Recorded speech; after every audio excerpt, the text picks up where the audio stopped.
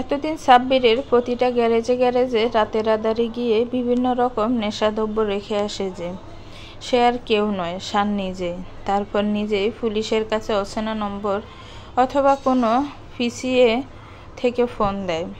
বিদেশ থেকে চিকিৎসাকালীন কিছু টাকা বেঁচে গেছিল শানের, সেই টাকার প্রায় সবই শেষ এসব নেশাদ্রব্য ম্যানেজ করতে করতে। আর একটাই কাজ বাকি আছে, সেটা সফল হলে তারপরে সাব্বির রাস্তায় বসবে। কিন্তু শানের মাথায় অন্য বুদ্ধি, এক ভয়ঙ্কর পরিকল্পনা তার। সাব্বির দেশে আসলে সে গ্যারেজে থাকাকালীন পুলিশে রেড হবে, হাতে নাতে ধরা পড়বে সাব্বির, আর শানের মোহরা হবে পুতুল। সাপও মরবে, আবার লাঠিও ভাঙবে না। অবশ্যই পরিকল্পনা হয়েছে গতকাল রাতে। সে ঘরের বাইরে দাঁড়িয়েছিল। পুতুল ফোনে বলছিল আজ এতদিন পর সাব্বির আসবে, তাকে নিজের হাতে রান্না করে খাওয়াবে পুতুল। সেই কথা শুনে শানের কষ্টের চেয়ে মুখে ক্রূর হাসিই বেশি দেখা দিল।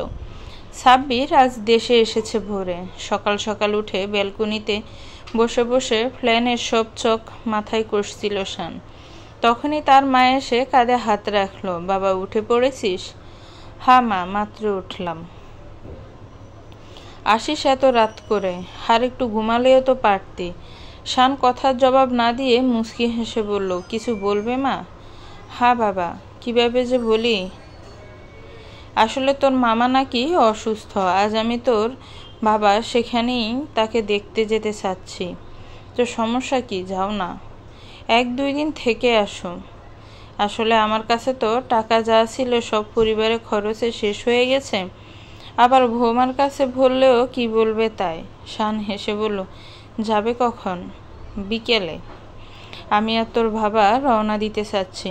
ওহ, আমি দুপুরে অফিসে গিয়ে বসের কাছে সে অগ্রিম কিছু টাকা দেব মা, চিন্তা করো না। তোরে এমনিতেই এই অবস্থা, তার উপর তোকে আরও কষ্ট দিচ্ছি আমরা, তাই না রে?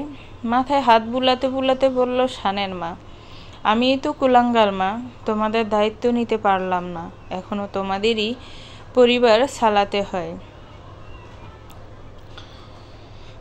আমার ছেলে নিজে চোখে না দেখেও তার বয়স্ক বাবা মাকে দেখে রাখতে রাত নেই দিন নেই খেটে যাচ্ছে। আর সে কুলাঙ্গার, এ কথা ভুলেও বলবি না আর। শান মাথায় রাখা তার মার হাতের উপর হাত রেখে হাসলো। কবে আসবে মা? এই তো বাবা, 2-1 দিন মাত্র। কিন্তু এই 1-2 দিন থাকতে পারবি তো? হ্যাঁ মা, একা নাকি? আমি পুতুল তো আছে, সে কোথায়?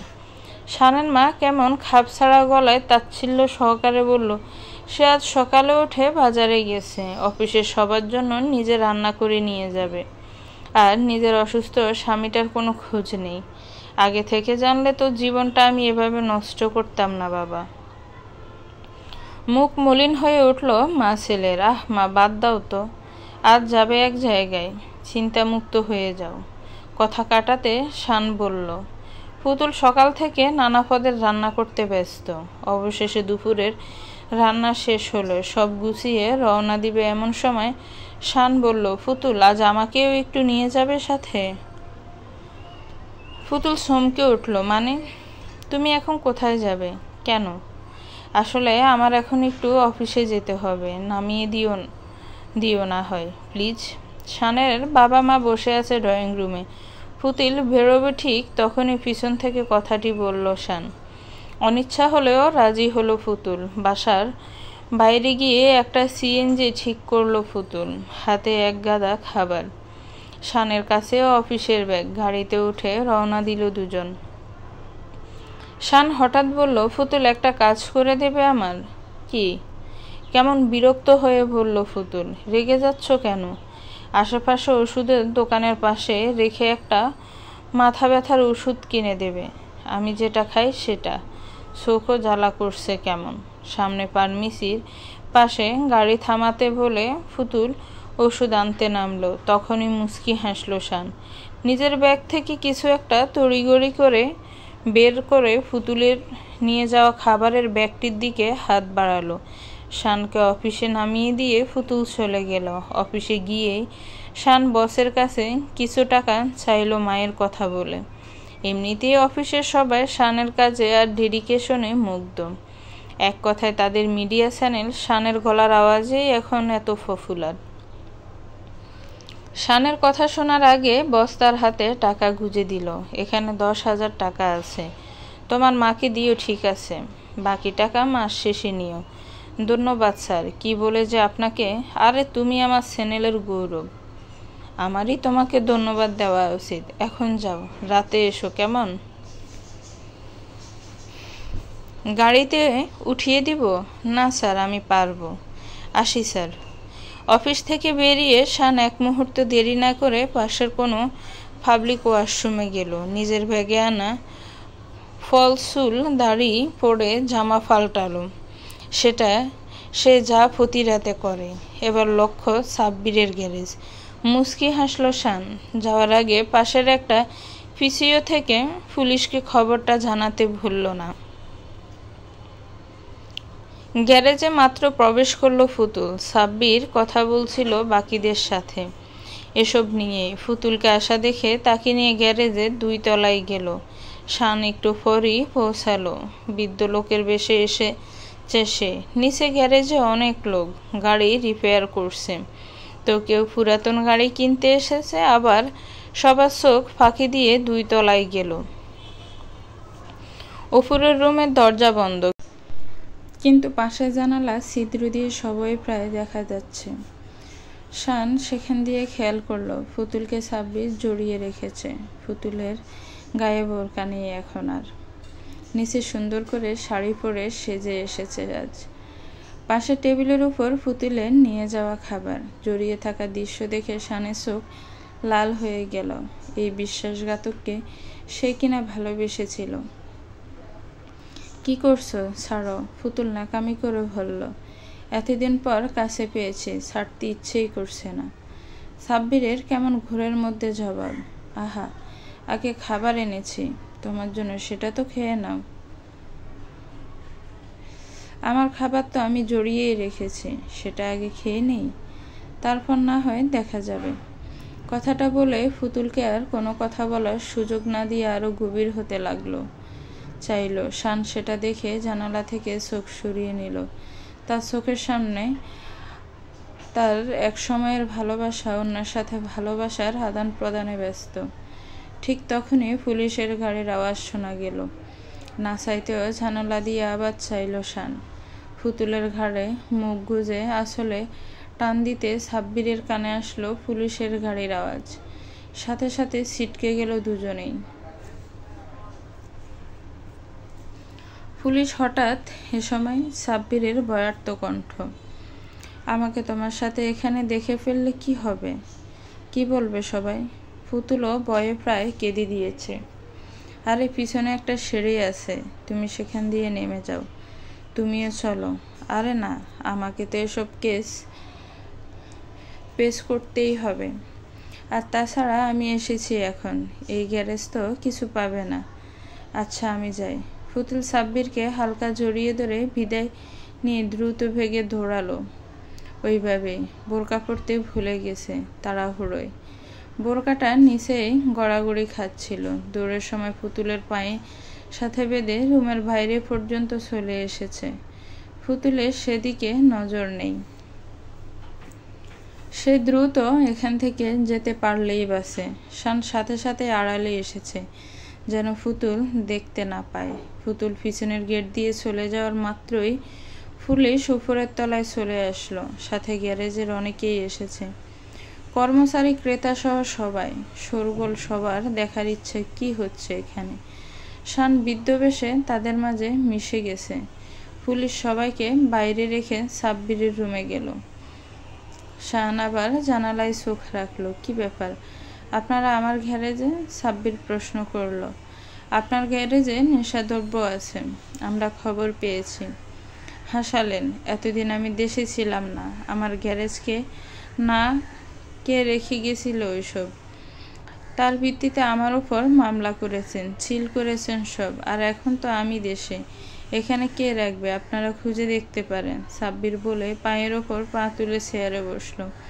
পুলিশ তন্ন তন্ন করে খোঁজা শুরু করলো, কিছুই না পেয়ে চলে যাবে। তখনই হঠাৎ একজন অফিসার বলল, এই টিফিন বাটিগুলোতে কি?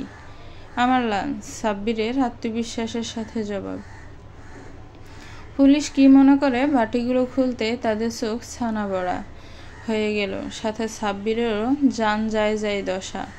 সবগুলো বাটিতে মুখরোচক খাবার, কিন্তু তার উপরে ছড়িয়ে ছিটিয়ে আছে বিভিন্ন নেশাদ্রব্য, ইয়াবা ট্যাবলেট, ড্রাগসের প্যাকেট। পুতুল, তাহলে তুমি আমার সব গ্যারেজে এরকমটা করেছ? আমি তোমাকে ছাড়ব না পুতুল, ছাড়ব না। সাব্বির বসে পড়ে, রাগে ক্ষোভে এসব বলছিল। তখনই হাতে হাত করা পড়ালো একজন। হাতে নাতে মাদকদ্রব্য ধরা পড়েছে। হাজার রেহাই কোথায়? বাইরে সবার ভিড়ে দাঁড়িয়ে ছদ্মবেশে এখনো দেখছে এসব শান। মুখে আজ তৃপ্তির হাসি, কিন্তু না, আরেকজন তো বাকি আছে। এবার তার পালা। সবাইকে বিশ্বাসঘাতকতার শাস্তি পেতে হবে, সবাইকে। কিন্তু এক প্রলয়ঙ্কারী জ্বর এসে তার জীবন আসন্ন, সেটা কি শান জানে?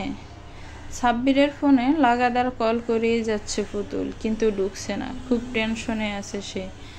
52তম বারের সময় যখন কল ঢুকলো না, তখন ফোনটা বিছানায় আছাড় দিল সে। মাত্রই বাসায় ফিরেছে শান, ঘরে ঢুকতে যাবে এমন সময় এই দৃশ্য দেখে মনের অন্তরীণ খুশিটা যেন দ্বিগুণ হয়ে গেল। এত ভালোবাসার পরও যে বিশ্বাসঘাতকরা করতে পারে, সেই কালনাগিনীকে জীবনে আর দ্বিতীয়বার সুযোগ দিতে চায় না শান। কিন্তু খেলা তো শেষ নয়, এখন মানসিকভাবে ভেঙে দিতে হবে পুতুলকে।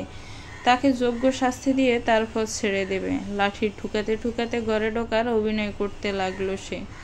তা দেখে পুতুল সতর্ক হয়ে গেল, কিন্তু শানের সাথে কথা না বলে চুপচাপ রইল। শানও সেদিকে নজর দিল না। বিকেলে শান তার বাবা মা আর পুতুলের সাথে ড্রয়িং রুমে বসে আছে। শানের মা বাবার ব্যাগ রেডি, যাওয়ার জন্য প্রস্তুত। পুতুল সেখানে থাকলেও তার মন তো অন্য চিন্তায়। বাবা মা, এই নাও। শান হাতের টাকাটা সামনে এগিয়ে দিল। তার মা সেটা নিয়ে বলল, বাবা এত টাকা? মা, স্যার বলেছে এখানে 10,000 টাকা আছে। আসলে মাসের অর্ধেক বাকি তো, বাকি টাকা। বাবা, না, আমরা বলছি এত টাকা তো আমাদের লাগবেই না, এত টাকা দিচ্ছিস কেন? শানের মা বলল, মা নাও না, কখন কি দরকার লাগে নাও। শানের মা, টাকা বেশি হলে না হয় তুমি 5,000 রাখো, বাকি টাকা আমাকে দাও। ছেলে দিয়েছে, একটু হাত খরচ করব না? তুমি 1 টাকাও পাবে না, যা লাগবে আমার থেকে নেবে। বুড়ো বেটার আবার কিসের হাত খরচ? বাবা, দেখলি বুড়ো কালেও আমার জেলখানা থেকে মুক্তি মিলল না। কি বললে? কি কি কোথায় বললাম? হা, মা, ঝগড়া না করে চলো যাই, এগিয়ে দেই তোমাদের। বাবা, নিজের খেয়াল রাখিস। আরে মা, পুতুল আছে না? সেটা হলে তো নিশ্চিত হয়েই যেতাম। পুতুলের দিকে আর চোখে তাকিয়ে তাচ্ছিল্য সহকারে বলল শানের মা। পুতুলের মেজাজ এমনিতেও খারাপ ছিল। শানের মা তেরা কথা শুনে বলল, শান, তুমি তাদের এগিয়ে দিয়ে এসো, আমার মাথা ব্যথা করছে, আমি রুমে যাই। বলে 1 সেকেন্ড দেরি না করে চলে গেল। দেখলে শানের বাবা কিরকম করলো। আমরা হয়তো এর জন্য দেয়, জেনে বুঝে নিজের ছেলের জীবনটা শেষ করলাম। বাবা মা, এখন বাদ দাও এসব, চলো তো, দেরি হয়ে যাবে। শানের নিষেধ সত্ত্বেও তাকে 2,000 টাকা ফেরত দিল তার মা, তার হাত খরচ আর চলার জন্য। শান বাবা মাকে সামনের মোড় পর্যন্ত এগিয়ে দিয়ে আসবে এমন সময় কারো কান্নার আওয়াজ পেল। সামনে তাকিয়ে দেখলো মিথু রাস্তার সাথে ম্যানহোলের ফাঁসে হাঁটু গেড়ে বসে নিচে কি যেন দেখছে আর চোখের জল ফেলছে। লাঠির সাহায্যে তার কাছে গিয়ে বলল, এই কাঁদছে কে এখানে? কে? আমি মিথিলা। ফুফাতেই বলল মেয়েটি। ওহ, তুমি, কি হয়েছে তোমার? বলো আমাকে। কিছু না, দেখো আমি আজ অন্ধ বলে হয়তো বলছো না। না, কি বলছেন আপনি? সেদিন আপনি না থাকলে আমার কি হতো? তাহলে বলো। আমাকে এই সামনের মুদির দোকানটা থেকে বাজার আনতে দিয়েছিল মামি। টাকাটা হাতে নিয়েই আসছিলাম, হঠাৎ সামনে থেকে কুকুরের শব্দ পেয়ে চমকে উঠে হাতের টাকাটা নিচে পড়ে ম্যানহোলে ছিদ্র দিয়ে পড়ে গেছে। এবার কি হবে? আগের দিন ভাঙা ডিম নিয়ে গেছিলাম জন্য মেরে রাতের খাবারও দেয়নি, কিন্তু আজ কি হবে? কি বলবো? মামি এসব বিশ্বাস করবে না। বলবে টাকা চুরি করেছি আমি বলে আবার ফোফাতে লাগলো মিথিলা। শান্ত এ কথা শুনে অবাক, কতটা নির্দয় হলে এই মেয়েটির উপর এরকম করতে পারে। সে বলল, আচ্ছা আমি তোমাকে হেল্প করতে চাইলে হেল্প নিবে তো? মানে টাকাটা যদি আমি দেই, কিন্তু আপনি কেন দেবেন? দেখো সেদিন কিন্তু আমার কারণে ডিং ভেঙেছিল, আজ না হয় বন্ধু হিসেবে তোমাকে হেল্প করলাম, কি নেবে না এই বন্ধুর হেল্প? কিন্তু না, আর কোনো কথা নয়। কত টাকা দিয়েছিল? 500 টাকা। শান এবার মেয়েটিকে একটু পরীক্ষা করতে চাইল। পকেটে 2টা 1000-এর নোটের একটা দিয়ে বলল, নাও 500 টাকা। এটা তো 1000 টাকার নোট। শান মিথুর কথাই বুঝলো মেয়েটি আসলেই সরল। আচ্ছা চলো। কোথায়? আজ একজনের জন্মদিন, তার জন্য কেক কিনতে হবে। কে? ভাবি নিশ্চয়ই। না, এক সর্বনাশী। কি? আরে আমার কেউ নেই ভালোবাসার, অন্ধকে কে ভালোবাসবে? ভালোবাসতে অন্ধ পঙ্গু না, লাগে মন। আর আপনার মতো মনের মানুষকে কে না ভালোবাসবে? আচ্ছা চলো। দুজনে খুশি মনে আগে মিথিলার মুদি বাজার করলো, তারপর শানের একটা কেক কিনে মিথিলার সাথেই বাসার উদ্দেশ্যে ফিরল। মিথিলা বাসায় যাওয়ার আগে বলল, আপনি আমাকে সাহায্য করেই যাচ্ছেন, আমি জীবনেও ভুলব না আপনার প্রতি কৃতজ্ঞতার কথা। আমরা তো বন্ধু, আমাদের মাঝে আবার কৃতজ্ঞতা কি? শানের কথায় মেয়েটির চোখে মুখে খুশির আভা দেখা দিল। আজ থেকে আপনি আমার সবচেয়ে প্রিয় 2টি মানুষের মধ্যে একজন। আরেকজন কে শুনি? শান হেসে বলল, আর যে শান। নাম শুনেছেন? আমার মনে শুধুই সে। মিথিলার কথা শুনে শানের চোখ বড় বড় হয়ে গেল। আচ্ছা আপনার নামটা তো জানা হলো না। হা হা, সেটা আরেকদিন বলবো। আচ্ছা আসি, রাত হয়ে গেছে। আচ্ছা। মিথিলার থেকে বিদায় নিল শান। সে এখন আর এসব নিয়ে ভাবতে চাচ্ছে না। তার সামনে বড় কাজ, অনেক বড়। বাসায় ঢুকে দেখলো পুতুল এখনো মোবাইল হাতে নিয়ে বসে আছে। গাদাটার মাথায় একটু বুদ্ধি আসেনি যে টিভি চালালে সব জেনে যেত। শান মুচকি হেসে রুমে ঢুকলো। পুতুল পুতুল, কি হলো, চেঁচাচ্ছ কেন? আসো দেখো কি এনেছে। পুতুল বলল, পরে, আমি ভিজি আছি। আরে দেখোই না। উফ, আচ্ছা দেখি। শানের হাত থেকে প্যাকেট খুলে দেখলো একটা ছোট কেক, উপরে হ্যাপি বার্থডে লেখা। পুতুল অবাক হলো। কারো মনে না থাকলেও শানের মনে আছে। আজ তার জন্মদিন বলে সাব্বিরের জন্য এত কিছু রান্না করে নিয়ে গেছিল সে। তোমার মনে আছে? তোমার জন্মদিন আমি বলতে পারি, কিন্তু নাম কই কেকের উপরে? আমার বউয়ের নাম অন্য কেউ লিখবে কেন, তাই লিখতে দেইনি। এই নাও ক্রিম পেন, তুমিই লিখো। আগের পুতুল হলে হয়তো শানকে জড়িয়ে ধরত। এই পুতুলের ফেস দেখে মনে হলো শানের সব কাজ তার কাছে ঢং লাগছে। দুজন কেক কেটে খাওয়া দাওয়া করে বিছানায় বসেছে। শান হঠাৎ বলল, তোমার একটা গিফটও আছে। দেখো একটা ব্যাগ রেখেছি অফিস থেকে এসে, ওইটাই। শানের কথা শুনে পুতুল শানের ব্যাগটা নিয়ে আসলো। শান বলল, খোলো, এটার ভিতরে একটা প্যাকেটে আছে। পুতুল ব্যাগের ভিতরে একটা প্যাকেট দেখলো, কিন্তু খুলে যা দেখলো তার জন্য মোটেও প্রস্তুত ছিল না। তারই বোরকা, যেটা পরে সাব্বিরের কাছে গেছিল সে। পুতুল অবাক হয়ে শানের দিকে তাকালো। শান শুয়ে উপরে সিলিংয়ের দিকে চেয়ে আছে। তুমি এটা? হা হা, সাব্বিরের রুমেই ফেলে এসেছিলে, তাই নিয়ে এসেছি। পুতুলের ভয়ে গলা শুকিয়ে যাচ্ছে। কি হচ্ছে তার সাথে? কি বলছে শান? তুমি কিভাবে জানলে? শান এবার হঠাৎ পাশের দেয়ালে লাগানো ঘড়ির দিকে ফিরল। বলল, রাত 11:25 বেজে গেছে, শুয়ে পড়ো, কাল কথা হবে। পুতুল শানের দৃষ্টি অনুসরণ করে সেদিকে দেখল। ঘড়িতে ঠিক 11:25 বাজে। তার মানে শান চোখে দেখতে পারে। পুতুলের মনের মাঝে উথাল পাথাল শুরু হয়েছে। এক নিমিষে তার সব কিছু উল্টাপাল্টা লাগছে। শানের মুখ থেকে বলা কথাগুলো মাথায় নিতে পারছে না পুতুল। সে এমন অপরাধ করেছে যে যার কোনো ক্ষমা হয় না। কি করবে সে? এখন সেটাই ভাবছে। কিছু ভাবতে না পেরে হঠাৎ বেডে শুয়ে থাকা শানের পা জড়িয়ে ধরল। হঠাৎ পায়ে কারি স্পর্শ পেয়ে সেদিকে তাকালো শান। দেখল পুতুল পা জড়িয়ে কাঁদছে। এক ধাক্কা দিয়ে পা সরিয়ে নিল শান। এসব ন্যাকামির মানে কি? কড়া গলায় বলল সে, আমি জানি তুমি খুব কষ্ট পেয়েছ আমার কাজে।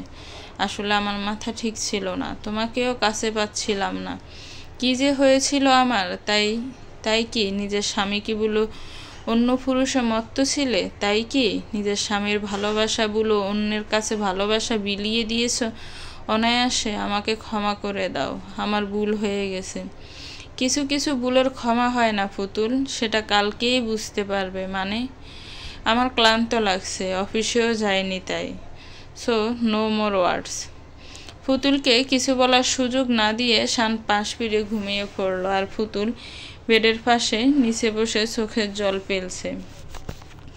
আজ শান তাকে জন্মদিনের উপহার দিয়েছে, হোক সেটা অভিনয়। সে সত্যি সত্যি সব ভালোবাসার প্রাপ্য ভাগিদার ছিল, কিন্তু নিজের ভুলে হয়তো সব হারালো।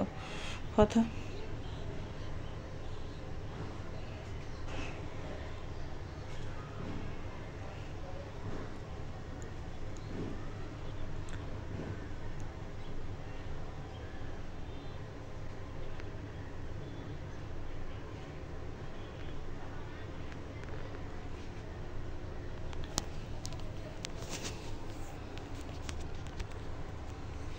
সকালে ঘুম থেকে উঠে পুতুলকে ওভাবে বসে থাকতে দেখল শান। ভালো করে তাকাতে দেখল পায়ের কাছে বেডে মাথা দিয়েই ঘুমিয়ে পড়েছে। শান বিছানা থেকে উঠতে নড়াচড়ায় পুতুলেরও ঘুম ভেঙে গেল। আপনাকে নিয়ে এক জায়গায় যাব মিস পুতুল, তৈরি হয়ে নিন। শানের কথায় পুতুল চমকে উঠল। আমাকে আপনি করে বলছো হঠাৎ? আমি শুধু কাছের লোকদের তুমি বলি, আর আপনাকে আমি আমার জীবনে কোথায় জায়গা দিতে চাই না। আর পুতুল কেঁদে ফেলল। কি বলছো এসব? কথা না বাড়িয়ে রেডি হয়ে আসুন বলে শান চলে গেল তার ভাবা মায়ের ওয়াশরুমে রেডি হতে। রেডি হয়ে রুমে এসেছে শান, দেখে পুতুল বোরকা পরছে। হাসালেন, এখনো বোরকা? পুতুল চোখ বড় বড় করে তাকালো। কেন, কি হয়েছে? পরপুরুষের ঘরে পর্দাহীন হয়ে এখন আবার পর্দা করার ঢং করছেন তুমি? চলুন আমি রেডি বলে শান চশমা পরে আবার লাঠি হাতে নিল। শানের আবার অন্ধ সাজা দেখে পুতুল অবাক হলো। এখনো এসব করছো যে? সেটা নিশ্চয় আপনাকে বলতে বাধ্য নই আমি। হ্যাঁ, আর একটা কথা, যদি কেউ আমার চোখ ভালো হওয়ার কথা জানতে পারে, আপনার জন্য এই বিষয়টি ভালো হবে না। পুতুল শুধু নীরব দর্শকের মতো শুনছে। বাড়ি থেকে বেরিয়ে একটা সিএনজি নিয়েছে দুইজন, লক্ষ্য থানা। সেটা শুনেই পুতুল বলল, থানা কেন? সেটা না হয় গেলেই দেখবেন। পুতুল খানিক বাদে শানের একটা হাতের উপরে নিজের হাত রাখলো। শানের চোখ শক্ত হয়ে উঠল। হাত ঝাঁকি দিয়ে ছাড়ালো সঙ্গে সঙ্গে। আচ্ছা, আমরা কি আবার সব প্রথম থেকে শুরু করতে পারি না? আমি মানছি আমার অনেক বড় ভুল হয়েছে, আমি ক্ষমা চাচ্ছি হাত জোর করে। আর জীবনে এই ভুল করব না, একটা সুযোগ দাও। মিস পুতুল, ভুল না, অপরাধ করেছেন আপনি। সেটা কি সহজে ভুলার? পুতুল কিছু বলবে তখনই ড্রাইভার বলল, চলে এসেছি স্যার, নামেন। থানার ভিতরে যাচ্ছে দুজন। শান লাঠির সাহায্যে এগোচ্ছে। একটু পরেই দুজন থানায় একটা লকআপের সামনে আসলো। ভিতরের মানুষটাকে দেখে তো পুতুলের চোখ কপালে। সাব্বির, ও এখানে কেন? পুতুল মনে মনে বলছে। পুতুলকে দেখে সাব্বির লকআপের সামনে চলে আসলো। তুই? সাব্বির, তুমি এখানে কিভাবে? তুই জানিস না নষ্টা বেহায়া মেয়ে, নিজের সব করেছিস আর এখন সাধু চাচ্ছিস? এই অন্ধকে সাথে করেও এনেছিস? শান পিছনে দাঁড়িয়ে না শোনার ভান করে আছে। পুতুল অবাক হয়ে চেয়ে আছে সাব্বিরের দিকে। কি বলছো এসব তুমি? আমার জন্য মানে? খুশি হোস না রে বেশি, আজ হোক কাল হোক আমি জামিন নিয়ে নেব। তারপর তোকে কে বাঁচাবে সেটাও আমি দেখে নেব। আমার জীবন নষ্ট করে কি মনে করেছিস আমি তোকে শান্তিতে থাকতে দেব? আমি সত্যিই কিছুই বুঝতে পারছি না। চুপ করা কাল নাগিনি, তোর সব অভিনয় আমার দেখা শেষ। টাকা হাতিয়েছিস আমার থেকে, এখন আমাকে আর দরকার হবে কেন? তোকে সব কিছুর মাসুল দিতে হবে, দেখিনিস। পুতুল শানের উপস্থিতি ভুলেই সাব্বিরের সামনে গেল। তুমি বিশ্বাস করো, আমি তো কিছুই করিনি। সাব্বির রেগে এবার পুতুলের গলা ছেড়ে ধরল। পুতুল ছটপট করছে, শান পিছনে দাঁড়িয়ে মজা নিচ্ছে। তোকে আমি মেরেই ফেলবো নষ্টা মেয়ে। অফিসার অফিসার আসুন এখানে, আমার ওয়াইফকে মেরে ফেললো। পুতুলের ঘোংরানিতে শান ন্যাকামি করে লাঠি এদিকে ওদিকে করছে আর সাহায্য চাইছে। পুলিশরা এসে অনেক কষ্ট পুতুলকে ছাড়ালো। সাব্বির ওরা যাওয়ার সময়ও পুতুলকে শাসিয়ে দিল। এসবের মানে কি? কি বলল সাব্বির? যাওয়ার পথে গাড়িতে বসে বলল পুতুল। আহা, সব একে একে বলবো, বলল শান। সে কি করেছে? টিভিটা চালালে নিজেই বুঝে যেতেন, কিন্তু আপনার সাব্বিরের চিন্তায় সেটাও হয়তো মাথায় আসেনি আপনার। আচ্ছা মিস পুতুল, অফিসে যাবেন না? পুতুল শানের প্রশ্নে থতমত খাচ্ছে। না মানে? হ্যাঁ, জানি, সব জানি। কবে থেকে আমাকে ধোঁকা দিচ্ছেন সেটাও। মাত্র তো খেলা শুরু, আপনার নাগরকেই আপনার শত্রু বানিয়ে দিলাম। পুতুল ফাঁসে বসে চোখের জল ফেলছে, কিন্তু তার একটাই আশা, শান হয়তো তাকে এখনো ভালোবাসে। না হলে সাব্বিরের কাছে থেকে জেলে ওইভাবে বাঁচাতো না। গাড়ি থেকে নেমে বাড়া শুকিয়ে হাঁটছে বাসার দিকে শান, আর পিছনে পুতুল। হঠাৎ একজন এসে শক্ত করে জড়িয়ে ধরল শানকে। পুতুল তো পুরাই অবাক। আপনি খুব খারাপ, কেন বলেননি? আপনিই আমার আর্যে শান। শানকে জড়িয়ে মৃদু কণ্ঠে বলছে মেয়েটি। পুতুল রাগে ফেটে যাচ্ছে। কিন্তু এতদিন আমার সামনে থেকেও আমি বুঝিনি যে আপনিই আমার শান। কি পাগল আমি আপনার জন্য, আর আপনাকে চিনতেই পারলাম না। শানকে জড়িয়ে ধরে আছে মিথিলা, আর উপরের কথাগুলো বলছে। পিছনে পুতুল রাগে ফেটে পড়ছে, কিন্তু চাইতেও কেন যেন শানের উপর অধিকার খাটাতে পারছে না পুতুল। অগত্যা রাগে সে তাদের পাশ কাটিয়ে চলে গেল বাড়ির দিকে। শান সেটা দেখে মুচকি হেসে মিথিলাকে নিজের থেকে আলগা করলো। মিথিলা তুমি? আপনি আগের দিন বলেননি কেন?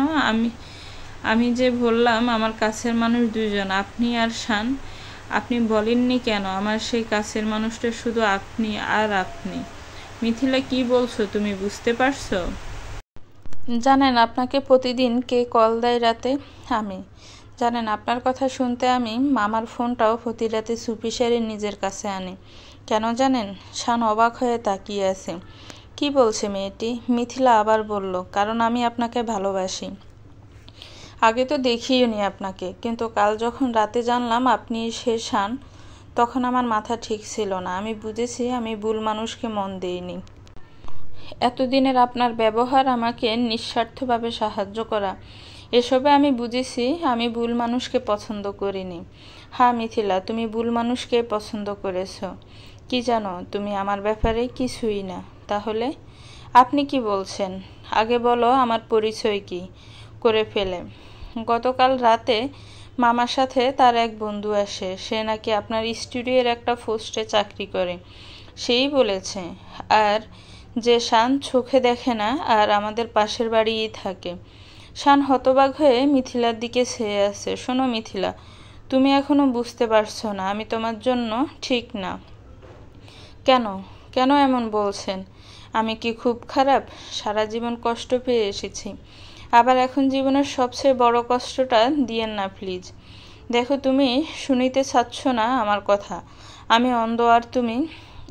আমার সেটাই কিচ্ছু যায় আসে না। আপনি অন্ধ জানেও আল্লাহ না করুক বোবা কানা হলেও আমার কিছু আসে যায় না।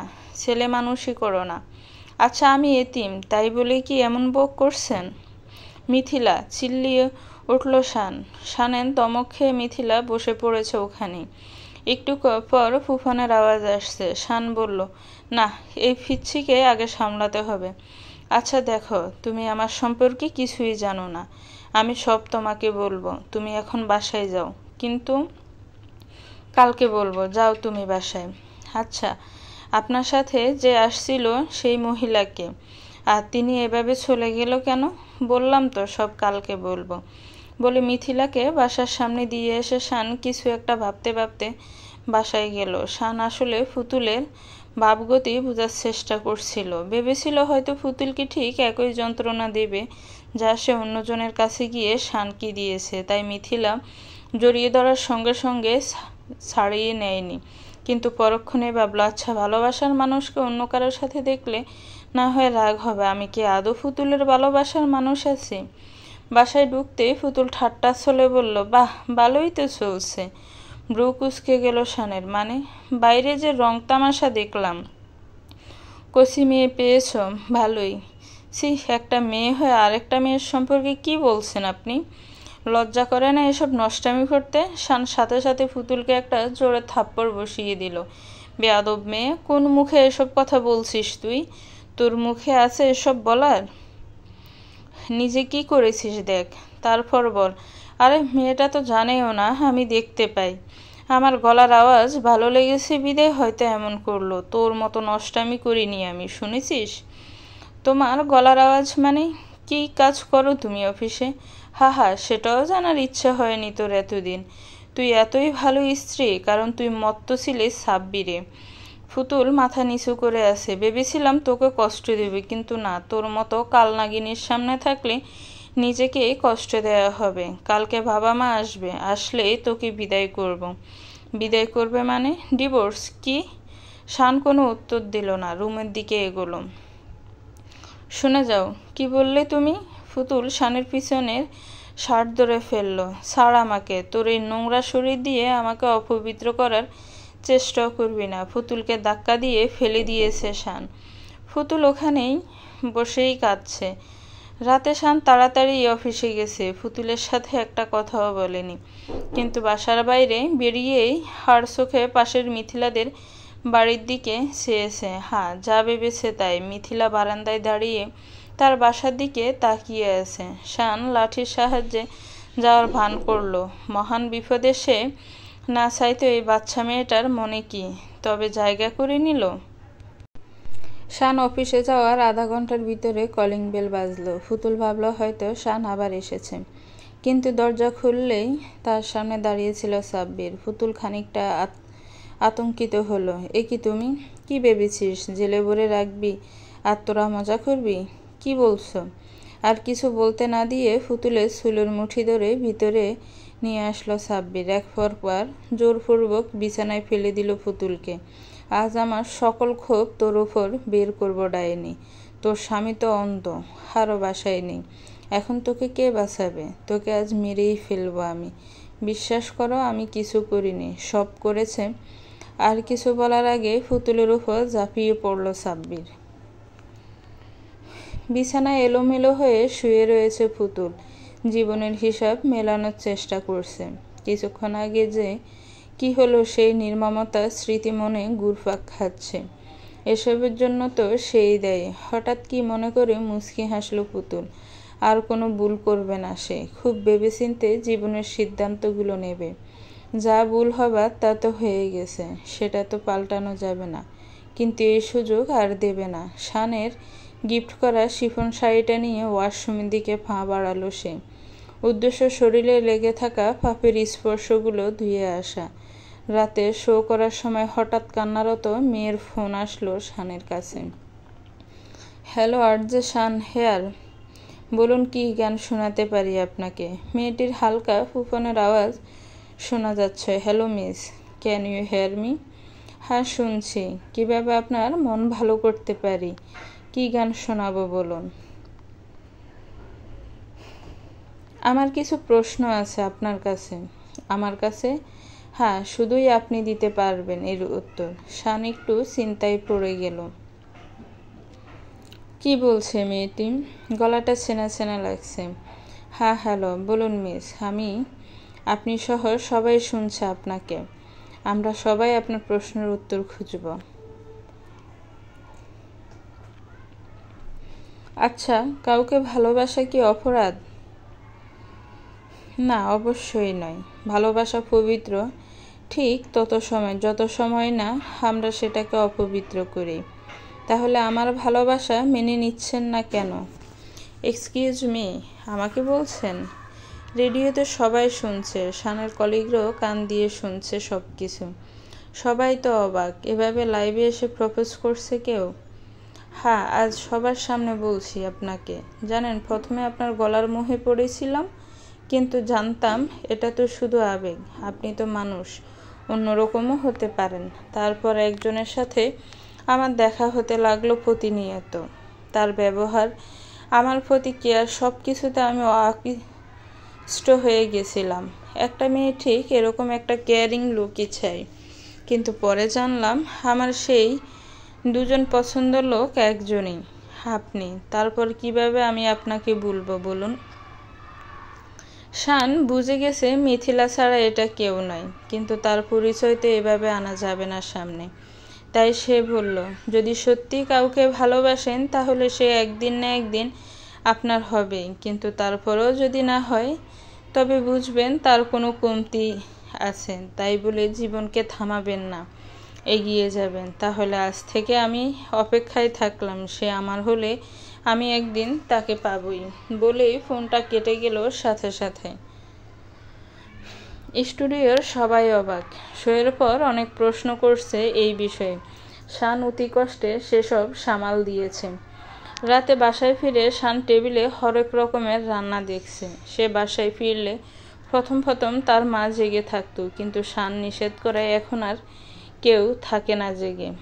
তাহলে আজ হঠাৎ তার মা ভাবাও তো বাসায় নেই। হঠাৎ রান্নাঘর থেকে পুতুল বেরিয়ে আসলো, পরনে তার দেয়া শাড়ি। তাকে দেখেই তার কাছে আসলো। আজ তোমার জন্য রান্না করেছি নিজ হাতে, চলো খাবে। হা হা, আজ এত ডং কেন হঠাৎ? আজ না, এতদিন ছিল ডং, সেই ভুলগুলো শুধরে নিয়েছি। পুতুলের দিকে ভালো করে খেয়াল করলো শান। গলায় আঁচড়ের দাগ, চোখ আবার লাল হয়ে উঠল শানার। খাবার পেয়েছে, একটু দিনের জন্য সাব্বির জামিন পেয়েছে। তাহলে কি আবার এসেছিল? সাব্বির এসেছিল জন্যই বোধ হয় এরকম আয়োজন। তুমি কিভাবে জানলে? গলায় তার আশার ইঙ্গিত ছেড়ে গেছে যে তোমার প্রেমিক, জানবো না? আসলে থাক, তোমাদের প্রাইভেট ব্যাপার এসব। আমার থেকে ডিভোর্স নিয়ে তো তার সাথেই থাকবে, যদি সে জেল থেকে ছাড়া পায়। হা হা, দেখো আমার কথা শোনো। সাব্বির এসেছিল, আমার সাথে জোর জবরদস্তি করার চেষ্টা করতে তাকে একটা থাপ্পড় দিয়ে তাড়িয়ে দিয়েছি আমি, লোক ডাকার ভয় দেখিয়ে। আমি আর ভুল করতে চাই না, বিশ্বাস করো। তোমাকে আবার বিশ্বাস, সেটাও আমি?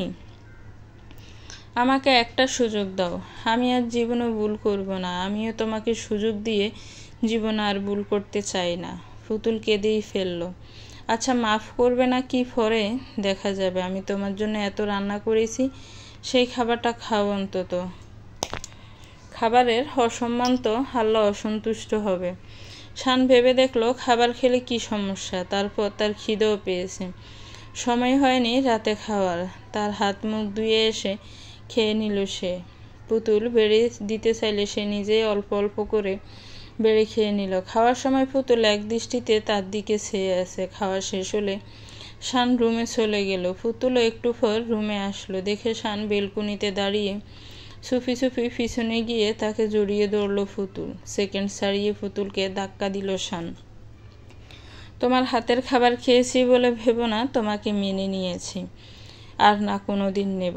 এই অপবিত্র হাত দিয়ে আমাকে ছোঁয়ার দুঃসাহস দেখাবে না, খবরদার। তুমি এভাবে বলতে পারলে? আমার চোখের সামনে থেকে দূর হও, বলে পুতুলকে রুমের ভিতরে দিয়ে বেলকনির দরজা লাগিয়ে দিল। পুতুল দরজা ধাক্কাচ্ছে, কিন্তু শান খুলছে না। পুতুল দরজার ওপাশ থেকে বলছে, একদিন আমাকে মিস করবে তুমি, এই অপবিত্র স্পর্শকেই মিস করবে, দেখে নিও। শান কোনো তোয়াক্কা করল না ওর কথার। আজ বেলকনিতেই থাকবে সে। শরীর কেমন দুর্বল লাগছে। বেলকনিতে থাকা চেয়ারে বসতেই চোখে ঘুম আসলো শানের। চোখ যেন খুলতেই কষ্ট হচ্ছে এমন। সকালে অনেক লোকের শোরগোলের ঘুম ভাঙল শানের। অনেক বেলা হয়েছে ঘুম থেকে উঠতে। 2 তলার বেলকনি ছাদের নিচে তাকিয়ে দেখে অনেকজন তার দিকে তাকিয়ে আগুন আগুন করে চিল্লাচ্ছে। মিথিলাও তাদের মধ্যে তাকিয়ে আছে অসহায় বয়ার্ত মুখে। নিয়ে সেও চিৎকার করছে বাইরে আসার জন্য। শান শান, কি হয়েছে? আগুন লেগেছে, আপনি বাইরে আসুন, তাড়াতাড়ি আসুন, দরজা ভিতর থেকে লক করা, শুনতে পাচ্ছেন? এই যে আমি নিচে, শান, আসছি। চেয়ার থেকে উঠে সাথে সাথে অন্ধের অভিনয় শুরু করলো সে। নিচে চোখ না দিয়ে উপরে তাকিয়ে হাত নাড়াতে লাগলো, কিন্তু কেমন ফোড়া ফোড়া আগুনের বিশ্রী গন্ধ ঘর থেকে আসছে। সেজন্যই কি এরা এরকম করছে? শান নিজেও ভয় পেল। আগুন আসবে কিভাবে? বেলকনির দরজা খুলে রুমে গেল শান, কিন্তু এ কি দেখছে শান? ফ্লোরে পড়ে থাকা একটা মানুষের টুকরো টুকরো করা দেহে আগুন জ্বলছে। টুকরোর মাঝে মাঝে একটা কাপড়ের ছোট ছোট টুকরোও আছে, সেই শিফনের কাপড় যা পুতুল গতকাল পরেছিল। শান কি দেখছে নিজেই বুঝতে পারছে না। আগুন প্রায় শেষের দিকে, অনেক আগে আগুন লাগানো হয়েছে, তাই এমন পোড়া দোয়াই বেশি। একটু পাশে খেয়াল করতে দেখলো কাটা দেহের এক টুকরো একটু দূরে পড়েছে বিদায় আগুন লাগেনি। টুকরোটা একটা মেয়ের হাতের। শান কি করবে ভেবে পাচ্ছে না। কিভাবে কি হলো? সে কাটা হাতটির দিকে এগিয়ে গেল। দোয়ার রুমে শ্বাস নেওয়াই দুষ্কর। এর ভিতরে খেয়াল করে দেখলো হাতটি অতি চেনা পরিচিত। হাতটির অনামিকা আঙ্গুলে জল জল করছে কিছু একটা, একটি আংটি। সেই আংটিটা শানের খুব পরিচিত। এটা সেই আংটি যা পুতুলকে বিয়ের সময় পরিয়ে দিয়েছিল শান। গল্পটা কেমন লেগেছে একটি কমেন্টস করে জানাবেন। গল্পটার পরবর্তী পার্ট খুব শীঘ্রই আসবে। আর আমার চ্যানেলটাকে প্লিজ সাবস্ক্রাইব করবেন। সাবস্ক্রাইব করে আমার চ্যানেলের সাথেই থাকবেন। যারা অলরেডি সাবস্ক্রাইব করে রেখেছেন তাদেরকে অসংখ্য অসংখ্য ধন্যবাদ। ভালো থাকবেন, সুস্থ থাকবেন। আসসালামু আলাইকুম, আল্লাহ হাফিজ।